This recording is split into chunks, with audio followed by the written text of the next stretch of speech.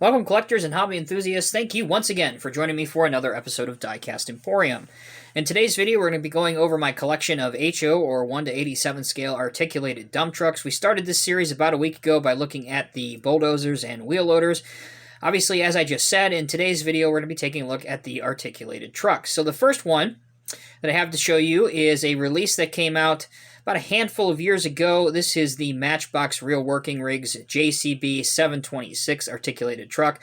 And while technically a scale is not assigned to this piece, if you line this up with the rest of the articulated dump trucks, and actually if you measure it and scale it, it's not that far off from being 187 scale, so it will fit just right on your construction layout, and it is a very affordable alternative to some of the more high-end pieces that you will see in a minute.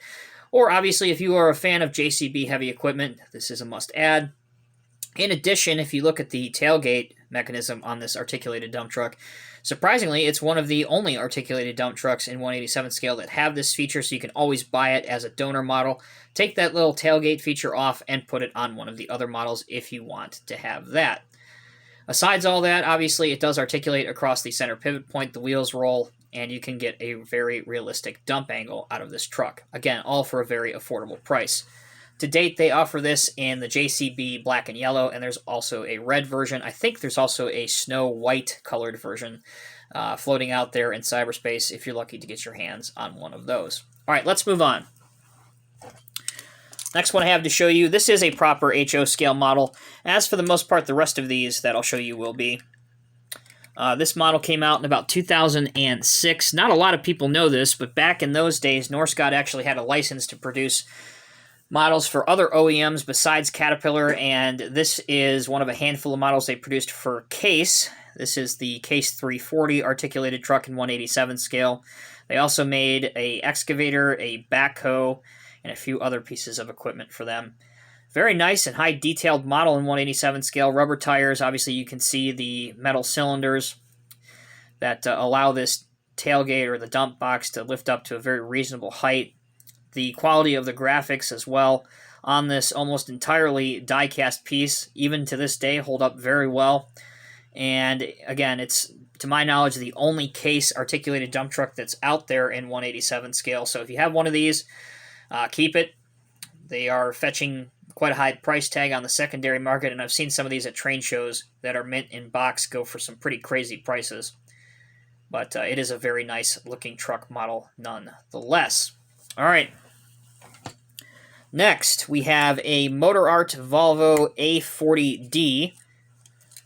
So this thing has been rebranded probably as many times as you've changed your underwear in your life. Carorama, Motor Art, number of different companies have. Boley is another one that actually had the rights to distribute this model or this tooling.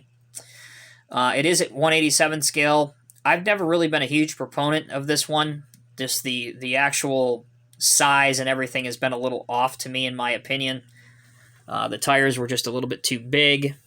Some of the handrails and stuff were also too big, but the biggest thing for me has always been the fact that the dump box, unless you get it at just the right angle, it tends to fall down over time. It's just not a very, dare I say the word, displayable, if that's even a word, model, but it is very, very affordable. I think in today's world, I think they sell this under the Carorama brand, something like that, Carorama or something along those lines, and you can usually pick it up for under $15, and honestly, it's a stretch that it's worth even that. But if you want to build a fleet of articulated dump trucks, particularly Volvo ones, this is pretty much your only option. And again, if you're displaying it as a static model or in the parked position, it is good, at least for that. Okay. Next model to show you is made by a very, very small company, and these are resin models. This is by Fan Kit Models. This is the Euclid A464. So a very nice representation of obviously a company and a model that's no longer in production in the real world. This is a very, very fragile piece. So even just displaying the dump box, you want to be really, really careful because your cylinders can break and pop out. Again, with this being a resin model, there also are some plastic components on here. But in terms of having a classic articulated dump truck, this is a very good option for you. Obviously, the green color is striking and it pops out on any layout, especially for collectors of a certain age that may have seen these things in real life. Obviously, the biggest bullet point with this, though, is just its extreme fragility. I think I'm just making up words in this video, but we're going to run with it anyway. But I do love the color. The detail is nice. It's just extremely, extremely fragile. I don't know for sure, but I think these are made in Romania. That seems to ring a bell. Obviously, they're made somewhere overseas. Again, it's a very small company, Fan Kit Models, but I encourage you to look them up, check them out. They do some interesting castings of some classic heavy equipment, and this is yet again another example of one of those. Next, this is a relatively new release for 2020. This is the Komatsu HM400, which, as far as I can tell, seems to be actually manufactured or commissioned or funded by Komatsu themselves. Pretty highly detailed and functional model. Obviously, it articulates across the pivot point. The wheels are rubber. Even the mud flaps on this model are actually rubber as well. You can see here. You can pose the truck dumping to a very good angle, and it will stay that way. There's even hydraulic hoses across the articulation joint, which again add realism to this truck. Mirrors, hand and grab rails all throughout, and somewhat discrete connecting pins to the hydraulic rams all highlight this very nice representation of the Komatsu HM400. Now again, not 100% sure who actually made this model, but near as I can tell, it seems as though maybe Komatsu themselves commissioned this model to be manufactured, and they typically will do this kind of thing once a year when they release a new 187 scale model. Usually the main intention there is to distribute among their shareholders, but they also make a select amount for the collector market, which usually you can acquire through online auction sites, usually through a Japanese seller. So that's the HM400. We'll now move into the good stuff, cat stuff. This is the last vehicle I'll show you that, again, is not technically 187 scale.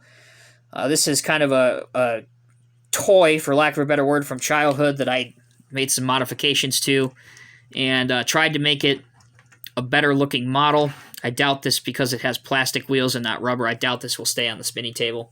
But this actually is back from 1998 as part of the Matchbox Caterpillar Dirt Machine series that they released. This was in the Wilderness Workers pack. It didn't come with these decals on it. The only decal that it came with was this cat logo right here. I added the D250E, which is about what this truck would approximately scale out to in 187 scale. I also added the Caterpillar nameplate here and these lights on the front of it. Again, just to add a little bit of realism to it. Honestly, it's not a bad casting, and the D25D was a very small articulated truck. Obviously, it was a single axle. Everything else you've seen up to this time has been a double axle, tandem axle in the rear. I don't think it looks that bad, honestly. And again, it displays well with the other ones. So if you can still find these on places like eBay, again, you'll have to search for Matchbox Caterpillar Dirt Machines and then type in the Wilderness Worker set. This came with a tracked skidder as the other vehicle in that two-piece set. All right, let's stick back with the models. This is a Cat 730 articulated dump truck, which was released in 2002, back when Norscot was first debuting their 187 scale line. Very nice model, very functional. Displays very well, stayed in the lineup all the way up until the Diecast Masters takeover of the Cat mass-produced scale model range. You can see that it went through, and I have the other one to show you here in just a minute. You know what? Just bring it out now. We'll put both of them on there. This is the Diecast Masters version. You can see that the two main differences between the two are the trade dress change. This was the pyramid logo with the red stripe, and this is the Power Edge graphics for 2007 and beyond, and this is pre-2007. So you can see there's two different generations, and then obviously the Diecast Masters version has our figure operator behind the controls and behind the steering wheel. That's the main two differences between the two. But even today, a model that was created back in 2002, 18 years later, almost 19 years later, it is still in the CAT scale model catalog. Very, very impressive to have a model have that kind of longevity, and it's just a testament as to how good it really is. Additionally, they did, in 2006, I say they, meaning the Norscot Group, they did a weathered version of the CAT 730. So here is the weathered version. This is a factory weathered job. It's not a custom. This is one of two 187 scale CAT weathered pieces that were available at the time. They did the 730, and they also did a 315 excavator, which the two of them together look very good, especially if you were just taking these straight out of the packaging and putting them on your construction layout. You didn't even have to do any weathering. Boom, they were ready to go. And personally, I think the weathering job looks pretty good on it. Not only do you have dirt and mud splatter on the tires, but you can see the dirt splattering all throughout and even inside the dump box as well. So the last variation that Norscot did for the 730, since they had the tooling, why not, is they came out with a clean K500 water tank, which they put basically on the 730 chassis, and this was the result. You had a cannon up here that could spray water and wash off equipment. You have your monitors and stuff up here. There's even a little hose wound up back here. Again, more spray nozzles there. Pretty nice. It was kind of cool that they not only obviously had the Caterpillar license, but they also went out and obtained the clean water tank license. And about the same time, they produced a 150th scale, I believe it was a 777D mining truck with a clean water tank on the back. So they produced, again, another couple of models there with the clean license. All right, guys, the last model I'll show you in my articulated dump truck collection in HO scale is, without question, to this point, the highlight of the entire lineup, and that is the CMM Brass D250E Series 2. Again, another piece of the original 12-piece set, and again, if you haven't seen that video, there will be a link at the top of the screen right now, so when you're finished watching that video, go ahead and check that one out. You can see the unbelievable detail throughout this entire casting, high quality of graphics, rubber tires, pretty much everything else, again, done up in brass, even detailed mirrors, hand and grab rails. I don't know what order this came out in the 12-piece lineup. I think it was somewhere smack dab in the middle, if memory serves me correct. But this is another case where it was part of the 12-piece set, and then Zyklon Models took a bunch of these. I think the number was like 150. That sounds about right. Maybe it was 100. It might even be less than 150. Maybe it was 100.